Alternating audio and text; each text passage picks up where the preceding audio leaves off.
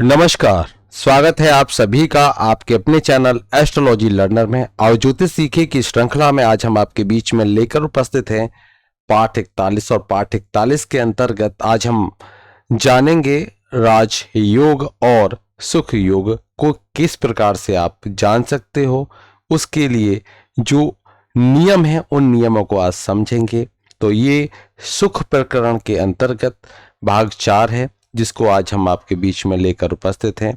बहुत सारे ऐसे दर्शक हैं जिनकी ये जिज्ञासा रहती है कि राज योग या सुख योग ये कब होंगे, कैसे इनको देखें, कहीं पूछा गया शेड्यूल क्या है। तो इन सभी का एक प्रकार से ये उत्तर रहने वाला है। तो चलिए शुरू करते हैं इस महत्वपूर्ण और रोचक क्लास को।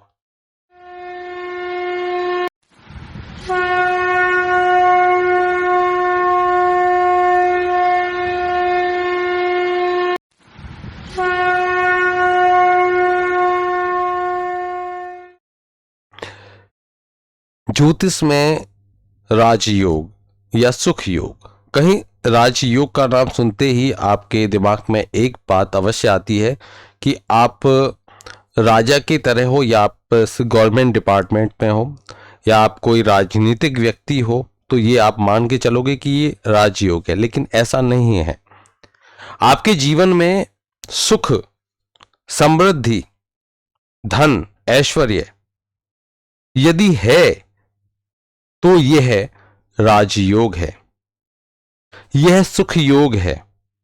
कहीं ना कहीं आपके जीवन में सुख है, आराम है, वह राजयोग है, सुख योग है। तो कुछ नियम हैं, उन नियमों को आपको ध्यान में रखना होगा। उन नियमों के आधार पर राज योग या सुख योग की विवेचना की जाएगी।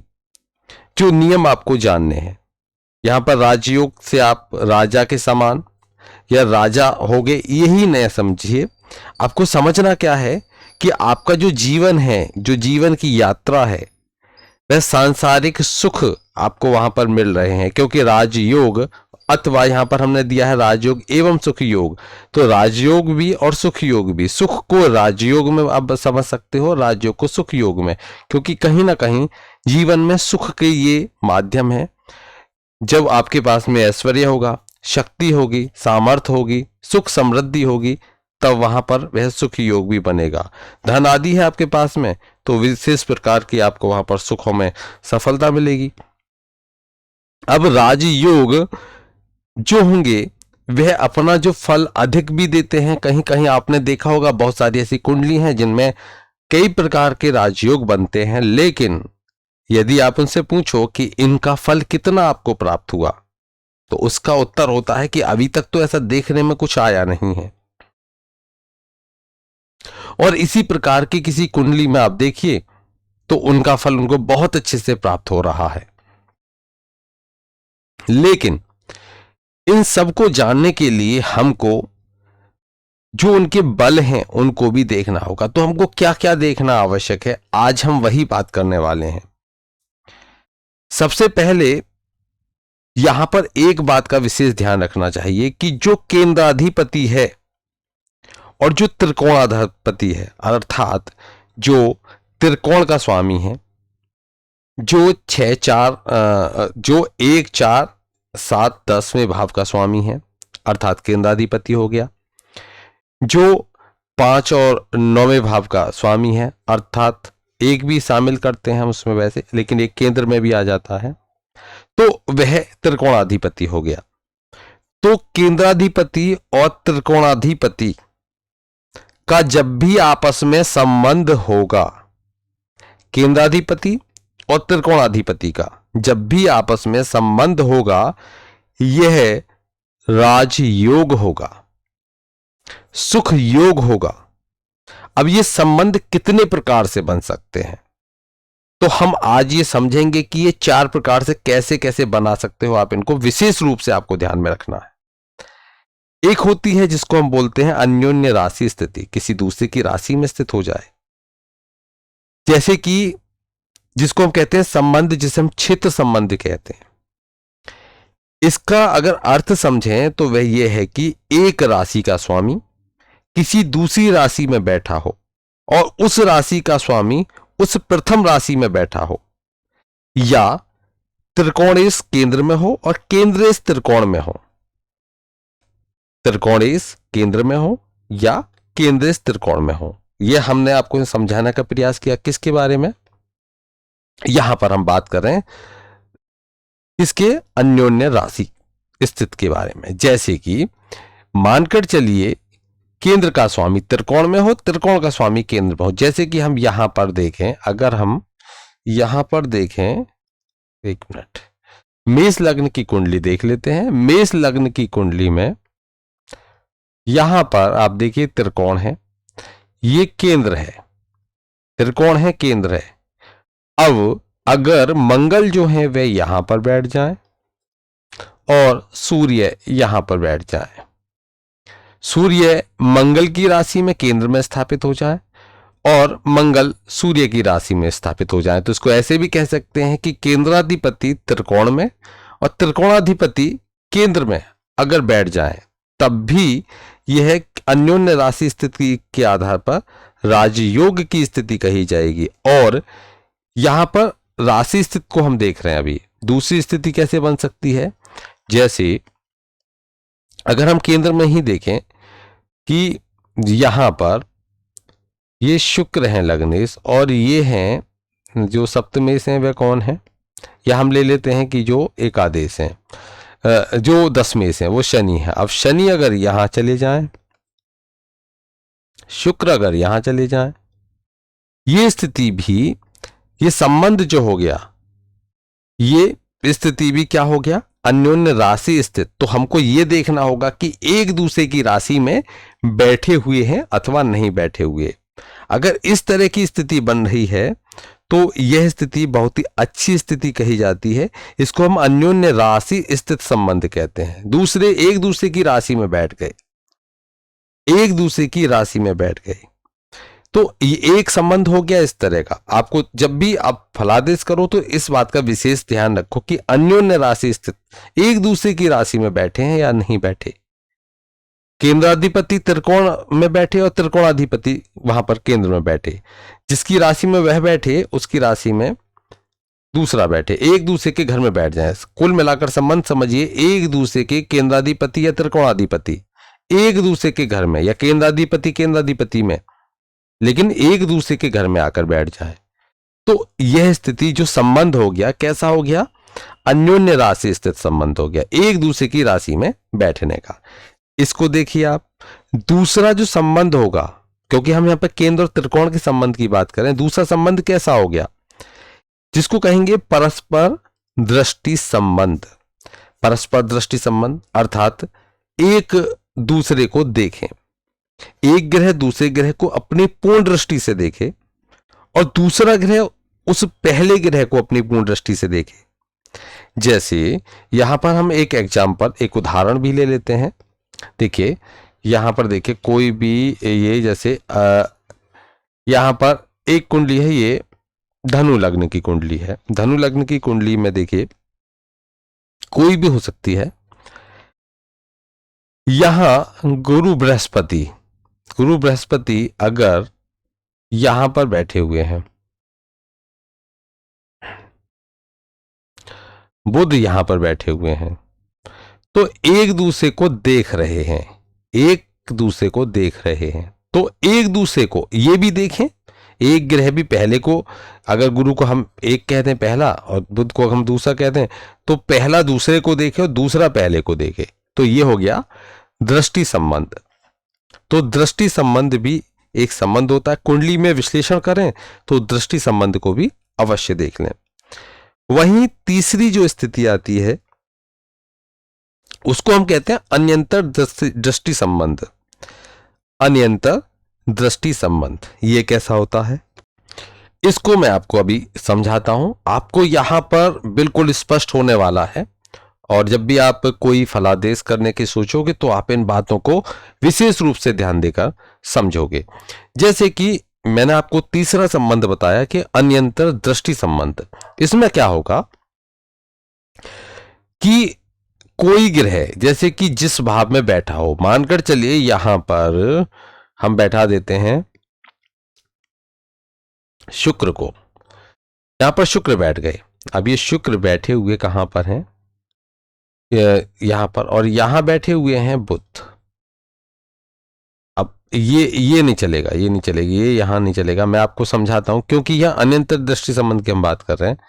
जैसे कि गुरु की दृष्टि लेते हैं हम, यहां पर गुरु को लेना होगा। जैसे कि यहां गुरु विराजमान हो गए और यहां पर मंगल विराजमान हो गए, क्योंकि यहां गुरु किसके घर में बैठे हैं, मंगल के घर में। अब मंगल विराजमान हो गए यहां पर। अब जो यहां पर बैठा हुआ ग्रह है, वो इस ग्रह के जहां बैठा हुआ है, जिसके घर में बैठा हुआ है, उसके स्वामी को देखे। 1 2 3 4 5 6 7 8 9, तो इनकी दृष्टि जो किस पर जा रही है, मंगल पर जा रही है। लेकिन 1 2 3 4, तो यहां पर मंगल की दृष्टि गुरु पर नहीं जा रही। तो कहने का अर्थ हो गया कि जिस भाव में ग्रह बैठा है, उस भावपति को वो बैठा हुआ ग्रह तो देखे, लेकिन वह भावपति उस बैठे हुए ग्रह को ना देखे।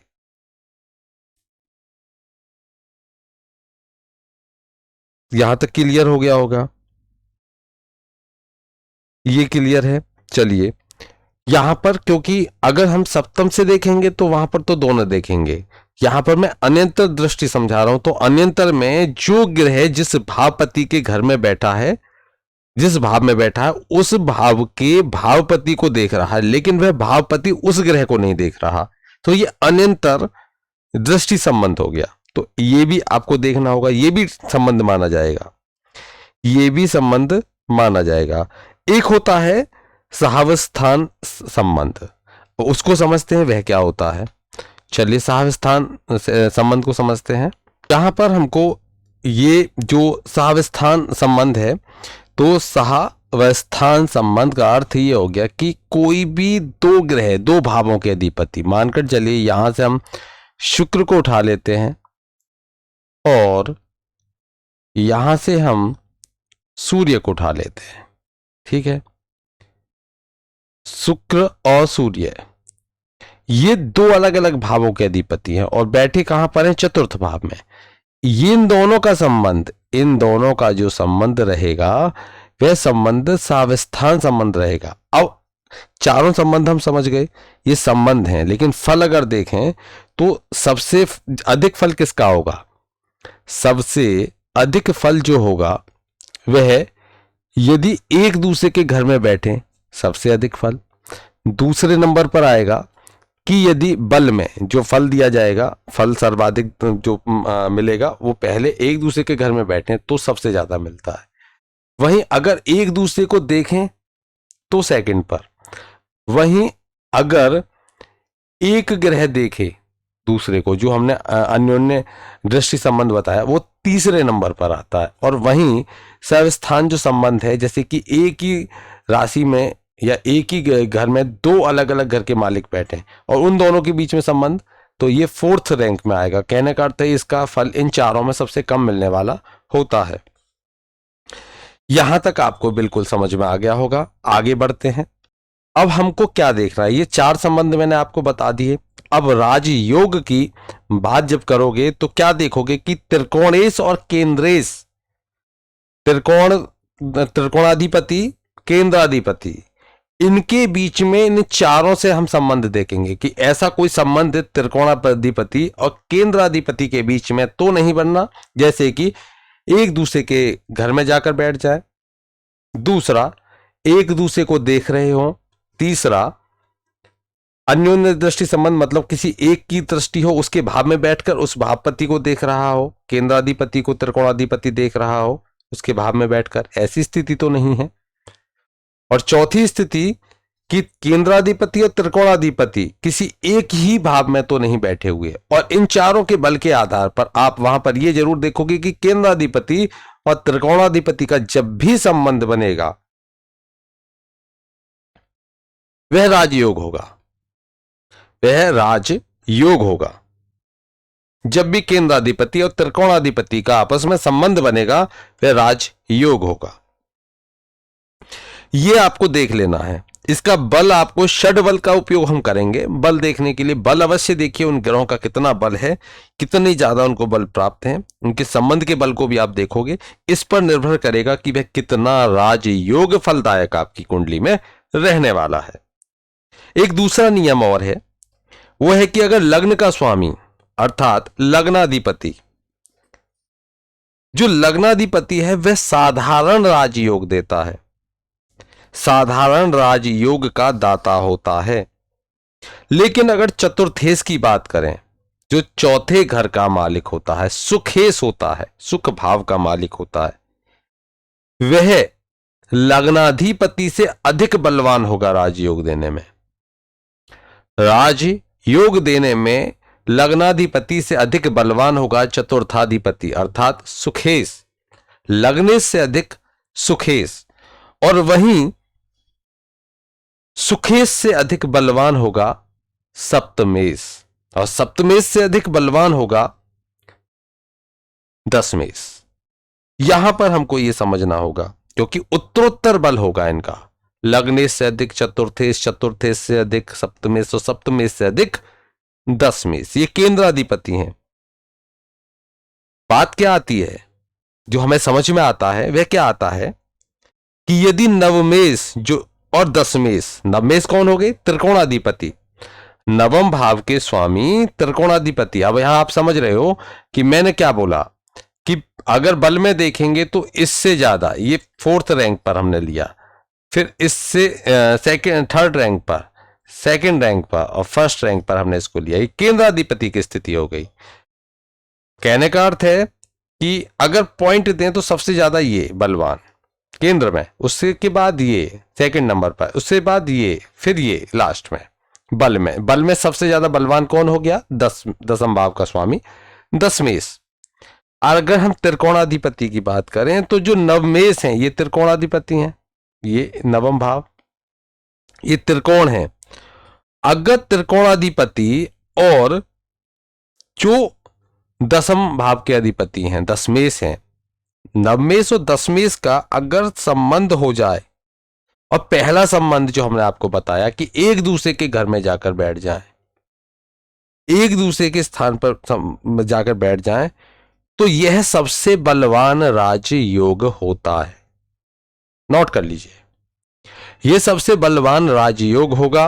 अगर, क्योंकि यहां पर त्रिकोण में अगर हम देखें तो पंचम से अधिक बलवान नवम, जैसे चतुर्थ से अधिक, जो प्रथम से लग्नेश से अधिक बलवान चतुर्थेश, और चतुर्थेश से अधिक बलवान सप्तमेश, और सप्तमेश से अधिक बलवान दशमेश, उसी प्रकार से यदि हम देखें तो सबसे तो लग्नेश हो गया एक त्रिकोण भाव, और फिर पंचमेश, त्रिकोण में पंचमेश देखिए, पंचमेश से अधिक बलवान नवमेश, ये आपको देखना होगा। तो अगर नवमेश और दशमेश का संबंध हो गया, कहने का अर्थ हो गया कि जैसे कि हम ये कुंडली ले लेते हैं, इस कुंडली में यहां देखिए जो बुध है वो कहां बैठ जाए, आकर यहां पर बैठ जाए, सूर्य के घर में यहां पर बैठते हैं। कौन सी धनु लग्न की कुंडली है, इसमें बुध कहां बैठ गए? आकर नवम भाव में बैठ गए, और नवम भाव का स्वामी सूर्य वह कहां जाकर बैठ जाए? दसम भाव में बैठ जाए जाकर। ये क्या हो गया? ये क्या हो गया? ये एक बहुत उत्तम बलवान राजयोग होगा, अति उत्तम बलवान राजयोग होगा। अगर द्वितीय, अगर हम देखें तो दूसरा जो संबंध बने, दूसरा संबंध कौन सा संबंध मैंने आपको बताया था अभी कि दृष्टि संबंध। अगर दृष्टि संबंध बने, किसका दृष्टि संबंध? दृष्टि संबंध इन्हीं में हम देख लेते हैं, इसी ग्रह को लेकर चलेंगे कि दशमेश और नवमेश को। अगर नवमेश और दशमेश, अगर नवमेश जैसे कि यहां पर सूर्य उठे और यहां पर बैठ गए, सूर्य को यहां देखिए, सूर्य उठे यहां बैठ गए अपने भाव से, सूर्य यहां, और यहां पर हमने बुध को बैठा दिया। अब यहां पर एक दूसरे की को देख रहे हैं, लग्नाधिपति यहाँ पर दसम भाव के अधिपति को कौन देख रहे हैं? दसम भाव के अधिपति को देख रहे हैं जो नवमेश हैं अर्थात सूर्य हैं, और सूर्य को देख रहे हैं दशमेश। तो ये दूसरा हो गया जो उस पहले वाले से कम बलवान होगा, लेकिन राज योग ये भी होगा। चलिए अब तीसरा देख लेते हैं। अगर वहीं, क्योंकि हम सर्वाधिक बलवान को लेकर चल रहे हैं इस समय, अगर तीसरा की दृष्टि, एक की दृष्टि दूसरे पर पड़े और भाव में बैठा हो, एक की दृष्टि दूसरे पर पड़े, तो मानकर चलिए जैसे कि त्रिकोणाधिपति। अब त्रिकोणाधिपति में यहां पर हम लेते हैं मंगल को, तो मंगल अगर 1 2 3 4 5 मंगल यहाँ के स्वामी हो गए, और यहाँ देखें हम 1 2 3 4 5 6 7 8 9, तो यहाँ पर अगर यहाँ पर कौन बैठे? यहाँ पर बैठे मंगल। पहले तो ऐसे तो यहाँ तो खुद पहली स्थिति बन रही है, लेकिन आप देख लीजिए एक बार, समझ में आना चाहिए आपको। दूसरा नियम आप इसको अप्लाई ना करें, देखिए कैसे, समझिए, मैं बताने का प्रयास करता हूं। देखिए यहाँ पर हम इसको क्या करेंगे, यहाँ पर जो मंगल है, जो त्रिकोणाधिपति हैं, त्रिकोणाधिपति को हम उठाएंगे और कहाँ, यहाँ ले जाते हैं। त्रिकोणाधिपति कहाँ बैठ जाते हैं? यहाँ बैठ जाते हैं। किसके घर में बैठ जाते हैं? ये दसम भाव में बुध के घर में बैठ जाते हैं, केंद्राधिपति के भाव में बैठ जाते हैं। अब जो केंद्राधिपति हैं उनको हम ऐसी जगह बैठाएंगे कि केंद्राधिपति की जो नजर है, मतलब जो दृष्टि है, वो मंगल के ऊपर नहीं आए, जबकि मंगल की दृष्टि उनके ऊपर आए। 1 2 3 4, तो इनकी जो चौथे भाव पर पूर्ण दृष्टि जाएगी, तो यहां पर हम बुध को विराजित कर देते हैं। अब बुध की दृष्टि ये 7वें भाव में जाती है सीधे, ठीक है, बुध की दृष्टि 7वें भाव में जाएगी। वहीं मंगल की दृष्टि बुध को देखेगी, लेकिन बुध मंगल को नहीं देखेंगे, तो ये अन्योन्य दृष्टि संबंध हो गया। तो ये थर्ड रैंक में हम लेकर चलेंगे, ये भी राजयोग हो जाएगा। अब यहां पर ये देखेंगे जिस भाव में बैठे हुए हैं उसके अधिपति को देख रहे हैं, लेकिन ये इसको नहीं देख पा रहे, ये इसको नहीं देख पा रहे, जबकि मंगल बुध को देख पा रहे हैं। और बैठे किसके घर में है? मंगल बुध के घर में बैठे हुए हैं। तो यह स्थिति अन्योन्य राजयोग, अन्योन्य दृष्टि संबंध हो गया, और ये राजयोग का निर्माण करते हैं। अब चौथा जो हमने अभी आपको बताया था उसको भी यहां पर रखेंगे, और आपको मैं समझाने का प्रयास करूंगा कि किस तरीके से और हम देख सकते हैं। जो चतुर्थ था उसका अर्थ था कि अगर मानकर चलिए कि ये एक ये भाव ले लेते हैं, ये भाव है यहां पर इस भाव के स्वामी, इस भाव के स्वामी, अर्थात मंगल और बुध, मंगल और बुध। या आप एक काम करिए, यहां पर इनको लीजिए, सूर्य को, बहुत अच्छा बनेगा क्योंकि दोनों मित्र भी हैं कहीं ना कहीं, सूर्य और बुध। अगर यहां पर सूर्य और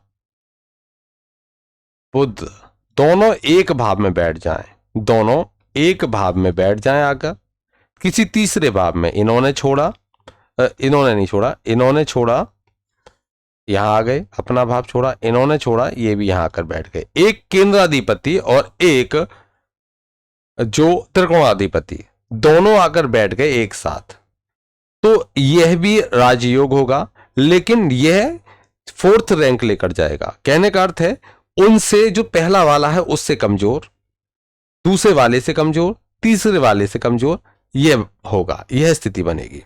यहां तक आप अच्छे से इनको समझ चुके होंगे, जो जिस तरीके से मैंने आपको ये बताने का प्रयास किया है। वहीं एक विशेष सूत्र को और समझेंगे, वह जानना बेहद आवश्यक है। अगर इन पर शुभ ग्रहों की दृष्टि है, केंद्राधिपति और जो योग मैंने आपको बताए, इन पर शुभ ग्रह देख रहे हैं, शुभ ग्रहों की दृष्टि है, तो फल में वृद्धि होगी। वहीं अगर देखिए यहां पर हम कैसे समझ सकते हैं कि यहां पर हमने केंद्राधिपति त्रिकोणाधिपति दोनों को देख लिया, इसमें आपको क्या देखना है कि जैसे कि हमने अभी संबंध किसका बनाया, यहां पर नवम भाव और दसम भाव का संबंध बनाया। यहां पर अगर इसी प्रकार का हम देखें कि उसके साथ में पंचमेश का भी संबंध बन जाए, अर्थात दूसरा त्रिकोण का जो स्वामी है वह भी उसमें इन्वॉल्व हो जाए, तो स्थिति और अच्छी हो जाएगी। जैसे कि आप ये मानकर चलिए कि यहां पर ये, यहां से ये उठे और यहां पर ये, तो किसी भी तरीके से यहां पर बुध विराजित हो गए, ठीक है, यहां पर बुध विराजित हो गए और यहां पर मंगल विराजित हो गए, देख रहे हैं उनको, एक दूसरे को देख रहे हैं, तो ये भी संबंध हो गया। वहीं जो सूर्य हैं वह सूर्य भी यहां पर इनके साथ में चले गए, यहां पर 3 ग्रह इन्वॉल्व हो गए, त्रिकोणेश और दशमेश। त्रिकोण भाव के जो स्वामी है वह भी, और यहां पर दशमेश भी, तो यह और इसको बलवान बना देगी, जबकि फोर्थ है लेकिन फिर भी ये बलवान हो जाएगा। और इसमें वहीं अगर फर्स्ट रैंक का है उसमें ये स्थिति, ये कंडीशन अगर तैयार होती है तो आप ये मानकर चलिए कि बहुत उत्तम राजयोग होने वाला है। लेकिन अगर राजयोग में कमी दिख रही तो उसके कारण भी आप समझिए, क्या क्या कारण हो सकते हैं कि अगर जो केंद्रेश और तृतीयेश हैं इनके अतिरिक्त हमको देखना होगा कौन कौन से तृतीय भाव, नोट कीजिए, तृतीय भाव, षष्ठ भाव अर्थात छठे भाव, अष्टम भाव और एकादश और द्वादश, इन भावों के जो अधिपति हैं, तीसरा भाव, छठा भाव, आठवां भाव, 11वां भाव और 12वें भाव के, इनके अधिपतियों की अगर दृष्टि या किसी भी प्रकार का जो 4 संबंध बताए हैं उनमें ये भी अगर इन्वॉल्व हो जाए, ये भी सम्मिलित हो जाए, तो ऐसी स्थिति में यह राजयोग में क्या करेंगे, जितने इकट्ठे होते चले जाएंगे उतना ही कमी करते चले जाएंगे, उतना ही उसका जो फल है, फल में न्यूनता आती चली जाएगी, फल उतना ही कम प्राप्त होगा। यह स्थिति ये बना देते हैं, तो न्यूनता लाने का यहां पर कार्य करते हैं। तो कहने का अर्थ क्या है कि ये जो 5 भाव हैं, ये यहां आपको मैंने 5 भाव दिखाए, तीसरा, छठा, आठवां, 11वां और 12वां, इन भावों के जो अधिपति हैं, वो जो अधिपति अर्थात जो इन भावों के भावेश हैं, स्वामी हैं, उनका अगर केंद्रेश, केंद्रेश पहला, चौथा, 7वां, 10वां इनके स्वामी, और जो 5वां भाव और 9वां भाव के स्वामी, इनके साथ अगर कोई भी यदि संबंध न बनता हो तो बहुत ही उत्कृष्ट राजयोग होगा, बहुत ही सुंदर राजयोग होगा, बहुत फल देने वाला राजयोग होगा, एक बड़ा समाज में पूजनीय, समाज में विशेष व्यक्तित्व का धनी होगा वह व्यक्ति, सभी प्रकार की समृद्धियां यहां देने वाला हो जाएगा। और ये जो राजयोग करता केंद्रेश हैं और त्रिकोणेश हैं, इनके साथ यदि ये 5 भाव जो बताए, तृतीयेश, षष्ठेश, अष्टमेश, एकादेश और द्वादेश का भी अगर संबंध है तो वहां पर उस राजयोग का ह्रास करेंगे, जितने ज्यादा बढ़ते जाएंगे उतनी ज्यादा उसमें कमी लाते जाएंगे। फिर आपको जब फल बताओगे तो आपको उस बात को विशेष रूप से ध्यान में रखना होगा, उसका विशेष रूप से विश्लेषण करना होगा, किसका बल अधिक है। और आपको अफलादेश करते समय आपने कह दिया राजयोग बन रहा है, राजा के समान जीवन होगा, श्रेष्ठ जीवन होगा, लेकिन पता चला कि तीसरे भाव का अधिपति और बलवान है, षड्बल में भी बलवान है, और छठे भाव का अधिपति भी है, और ऐसे 8वें भाव का, 11वें भाव का, 12वें भाव का बढ़ते जा रहे हैं, तो वहां पर राजयोग का फल क्या हो जाएगा, बहुत न्यून हो जाएगा, बहुत कम मिलेगा। तो ये आपको सभी विश्लेषण स्वयं करने चाहिए, अपने विवेक का यहां पर आपको उपयोग करना बेहद आवश्यक है। देखिए कई स्थान अगर हम देखें तो उनमें केंद्रेश और त्रिकोणेश में एक ही ग्रह होता है, आपने ये भी आप देखिए, केंद्रेश और त्रिकोणेश। प्रयास कर रहा हूं आपके जितने भी शंका हैं उनका यहां समाधान मैं कर सकूं। तो कभी कभी स्थिति यह भी आती है कि केंद्रेश और त्रिकोणेश एक ही ग्रह होगा, कैसे हो जाएगा, मानकर चलिए चौथे भाव का स्वामी शनि है और 5वें का भी शनि है, 10 नंबर लिखा हुआ है शनि, 10 नंबर अगर यहां लिखा हुआ है, जहां 12 लिखा हुआ है, अगर हम यहां 10 नंबर लिखेंगे, देखिए किसी ना किसी कुंडली में आपको दिखा देता हूं, स्वयं बता दोगे यहाँ पर कहाँ लिखा हुआ है? देखिए यहाँ देखिए तुला लग्न की कुंडली में आप देखिए, ये कौन हो गए? शनि हो गए। दशमेश यहाँ पर 10वीं राशि मकर और कुंभ, दोनों के स्वामी कौन हो गए? शनि हो गए। अगर सुखे शनि है तो यहां पर पंचमेश भी शनि हो जाते हैं। तो ऐसी स्थिति जहां पर केंद्रेश भी और त्रिकोणेश भी यहां पर बन गए, केंद्रेश भी हो गए, त्रिकोणेश भी हो गए। तो ऐसी स्थिति में जहां पर शनि यहां पर ये स्थिति बना रहे हैं, तो जो शनि होंगे अकेले ही, वह उस कुंडली में, तुला लग्न की कुंडली में शनि अकेले क्या हो जाएंगे? यहां पर राज योग दाता हो जाते हैं। विशेष रूप से ध्यान रखिए, बहुत उत्तम फल देने वाले हो जाते हैं, बहुत अच्छा फल वह देने वाले हो जाते हैं। अगर हम देखें कि अगर कोई कर्क लग्न की कुंडली है, तो कर्क लग्न की कुंडली में क्या हो जाएगा? देखिए मैं वह भी दिखा देता हूं आपको कि एक हम लेते हैं यहां पर कर्क लग्न की कुंडली। अधिकतर कर्क लग्न की कुंडली देखने में आती है, इसलिए मैं कर्क लग्न की कुंडली को बार बार लेता हूं। कर्क लग्न की कुंडली लेते हैं तो देखिए यहां पर त्रिकोणेश और कौन? केंद्रेश कौन है? मंगल है। देखिए त्रिकोणेश और केंद्रेश कौन है? अर्थात दशमेश और पंचमेश कौन है? मंगल है। तो मंगल आपने सुना होगा कि कर्क लग्न की कुंडली में सबसे योग कारक अर्थात राज योग दाता कौन से ग्रह हो गए? मंगल हो गए। तो मंगल अपनी जब भी उनकी दशा, महादशा, अंतरदशा, प्रत्यंतर दशा की स्थिति बनेगी, वह उत्कृष्ट फल देने वाले होंगे। उस व्यक्ति को अपनी तरफ से जितना उनमें बल है, जितना उनमें सामर्थ्य है, शुभ फल देने का प्रयास करेंगे। लेकिन हमको एक बात का विशेष ध्यान में रखना हो, वो विशेष बात क्या है कि केंद्रेश और त्रिकोणेश यदि संबंध रखते हैं तो यह भी ध्यान रखना होगा कि वह जो हमको यह विशेष देखना है कि उनका जो संबंध है त्रिकोणेश और केंद्रेश, ये किस भाव में पड़े हुए हैं। नीच तो नहीं बन रही स्थिति। विशेष रूप से जब कभी हम सूत्र बताते हैं तो ध्यान नहीं रहता, और वहां नीच स्थिति आए तो आपको विशेष रूप से ध्यान रखना है कि ऐसे नीच अगर हो जाए उनमें से कोई एक, तो उन बातों का विशेष ध्यान रखना होगा। नीच में है या फिर मूल त्रिकोणाधिपति में, अपना मूल त्रिकोण में तो बहुत अच्छा फल देंगे, वहीं अगर नीच हैं तो फलों में कमी आ जाएगी। कैसे कैसे उसको भी समझिए, कैसे कैसे उसको भी समझिए।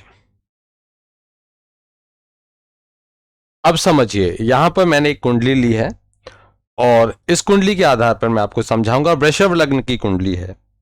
वृषभ लग्न की अगर हम कुंडली को देखते हैं, क्योंकि हम केंद्रेश और त्रिकोणेश की एक ही ग्रह होने की स्थिति बता रहे हैं, तो वहां पर यदि जो वृषभ लग्न में क्या हो जाता है कि जो कौन है, यहां पर अगर आप देखोगे तो इस लग्न में नवमेश और दशमेश कौन है? वह हो जाते हैं शनि।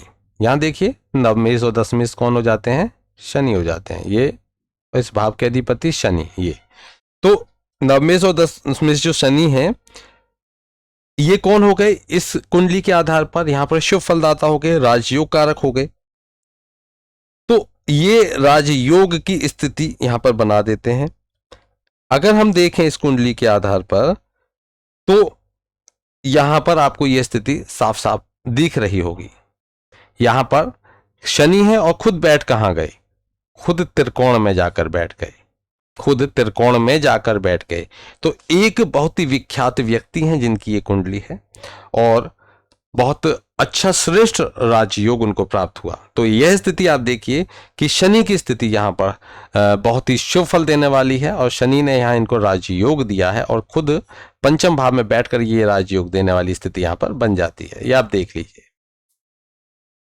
तो ये सभी बातें आपको विशेष रूप से समझनी होंगी। आज आपको मैंने प्रयास किया काफी कुछ समझाने का। आशा करता हूं कि ये टॉपिक आपको अच्छे से समझ में आए होंगे। इनके जो संबंधित नियम हैं वह नियम आप अच्छे से समझे होंगे। बाकी बहुत विस्तृत ये विषय है, तो मैं प्रयास करूंगा कि इसके लिए एक और मैं भाग लेकर आऊं जिसमें अन्य इसके साथ में कौन कौन से, जैसे कि राजयोग भी हमें देखे जाते हैं, उनको देखना होता है। जैसे गज केसरी योग हो गया, नीच भंग राजयोग हो गया। तो वैसे तो बहुत सारे योग हैं, लेकिन कुछ विशेष योग हमें देखने होते हैं कि नीच भंग राजयोग है, किस प्रकार से हुआ है, कौन कौन सी स्थितियां बनती हैं, उसका विश्लेषण वैसे मैंने किया था। लेकिन यहाँ पर, क्योंकि यहाँ पर हम सुख प्रकरण को देख रहे हैं, तो सुखों में ही इन बातों को देखना आवश्यक है।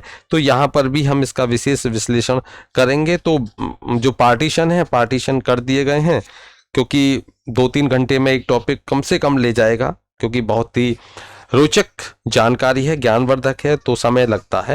लेकिन आप सबके लिए विशेष जानकारी देने का प्रयास किया। आशा करता हूं आपको अच्छी लगेगी। अच्छी लगे तो अवश्य अपने मित्रों में शेयर करें, उन सभी को शेयर करें जो ज्योतिष के प्रति कहीं जिज्ञासा रखते हैं और उसको जानने का प्रयास करते हैं। तो ये सूत्र, विशेष नियम जो राजयोग को समझने के लिए आप कुंडलियों में विश्लेषण कीजिए और देखिए राजयोग है अथवा नहीं है। आज के लिए इतना ही। फिर एक नए विषय के साथ में, एक नए भाग के साथ में मैं फिर उपस्थित होऊंगा। तब तक के लिए जय श्री कृष्ण।